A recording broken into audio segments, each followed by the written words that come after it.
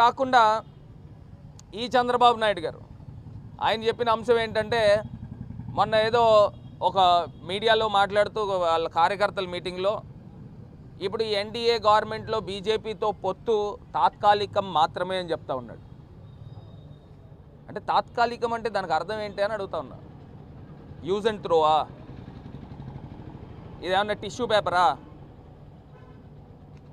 మొత్తం అయిపోయి మూతి చెయ్య తుడిచేసుకోవడం, డస్ట్బిన్లో పడేయడమా? ఏంటి తాత్కాలికం? తాత్కాలికం అంటే దానికి అర్థం ఏంటి? నేను గతంలో కూడా ఈ చంద్రబాబు నాయుడు గారు ఎంత హీనాతిహీనమైన మనస్తత్వమో ఒక్కసారి నేను ఒక వీడియో చూపిస్తాను. ఆయన నరేంద్ర మోడీ గారి గురించి మాట్లాడిన మాటలు, ఇప్పుడు మాట్లాడిన మాటలు, బీజేపీ ప్రభుత్వం వస్తేనంట ముస్లింలకి ఏం అన్యాయం జరుగుతుంది,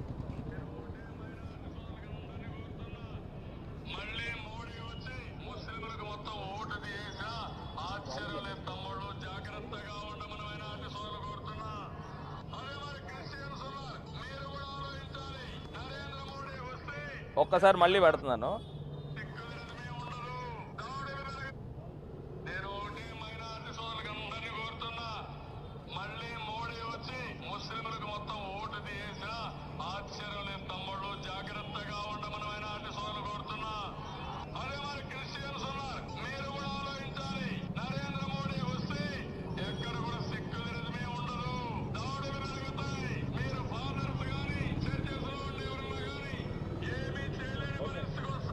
ఇప్పుడు పడింది. ఇప్పుడు ఈయన చెప్పిన అంశం ఏంటంటే, నరేంద్ర మోడీ వస్తే ముస్లింలందరికీ కూడా ఓట్లు తీసేస్తాడు అని చెప్పిన వ్యక్తి చంద్రబాబు నాయుడు.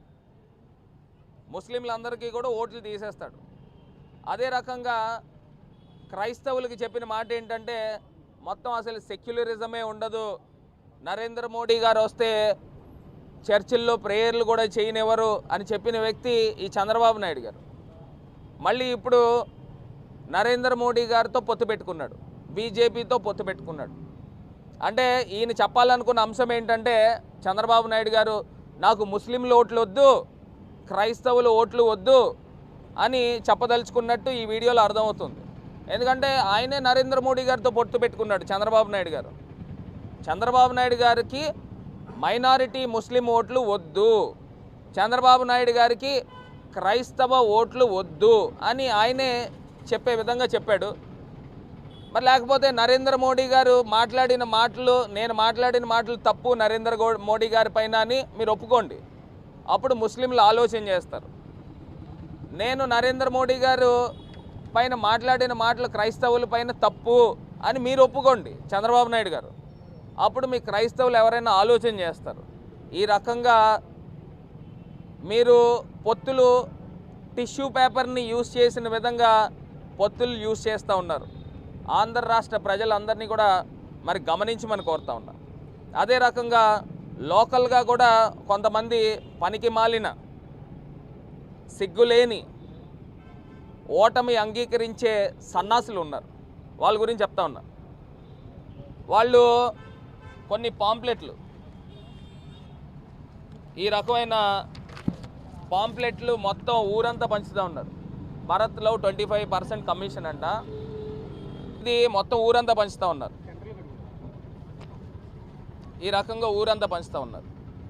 ఇది ఎవరు పంచుతారని అంటే, ఓటమి అంగీకరించిన వాళ్ళు ఉంటారు కదా, మనకి ఏం చేయలేం, ఏదో రకంగా ఒక బోగస్ ప్రచారం చేయాల, ఆ ఊరిని కూడా చూసి 10 మంది 10 సార్లు ఇది కుక్క కుక్క కుక్క కుక్క అని అంటే ప్రజలు బహుశా కుక్క అనుకుంటారేమో అనే ఒక ఆలోచన, ఈ రకమైన ప్రచారం చేస్తూ ఉన్నారు. నేను అడుగుతా ఉన్నా, ఇవి ఊరంతా లక్షల పాంప్లెట్లు పంచుతూ ఉన్నారు, లక్షలు. అసలు ఎవరు పంచుతూ ఉన్నారు? ఒక్కొక్క పాంప్లెట్ ఖరీదు ఎంత? మోడల్ కోడ్ ఆఫ్ కాండక్ట్ ఉంటుండగా అసలు ఈ పాంప్లెట్లు పంచచ్చా? అసలు దీనికి పర్మిషన్స్ ఉన్నాయా? ఎవరు పంచుతూ ఉన్నారు? దీన్ని వెలికి తీయాల్సిన బాధ్యత పోలీస్ డిపార్ట్మెంట్ పైన ఉంది. దీన్ని మొత్తము చూడాల్సిన బాధ్యత రిటర్నింగ్ అధికారి పైన ఉంది. ఏ రకంగా పాంప్లెట్లు పంచగలుగుతారు? ఒకవేళ పాంప్లెట్లు మీరు ఏమన్నా పంచితే పర్మిషన్లు ఉన్నాయా? మీ దగ్గర ఏమన్నా ఆధారాలు ఉన్నాయా? అంటే ఒక క్యారెక్టర్ అసాసినేట్ చేసే విధంగా, అంటే పరువు తీసే కార్యక్రమం చేస్తూ ఉన్నారు. అంటే ఇలాంటి వాళ్ళు ఎవరని అడుగుతా ఉన్నా. లక్షలు లక్షలు ఖర్చు పెట్టి పాంప్లెట్లు ఎక్కడేస్తూ ఉన్నారు? కనీసం మినిమం ఇంగిత జ్ఞానం ఉందా? పోనీ మీరు చేయండి. దానికి ఏమన్నా ఆధారాలు ఉంటే ఆధారాలు చూపించండి. నేను చెప్పా, మొన్న గతంలో కూడా నేను ప్రెస్ మీట్లో చెప్పా, నా మీద 1% నేను ఆ ఛాలెంజ్కి మీరు తీసుకుంటారా? పాంప్లెట్లు నువ్వు సుమన్ టీవీలోను, ఈ ఆదిరెడ్డి అప్పారావు కొడుకు ఎవరైతే ఉన్నాడో సుమన్ టీవీలోను రకరకాల ఛానల్స్లోనూ 25% కమిషన్ అని మాట్లాడాడు.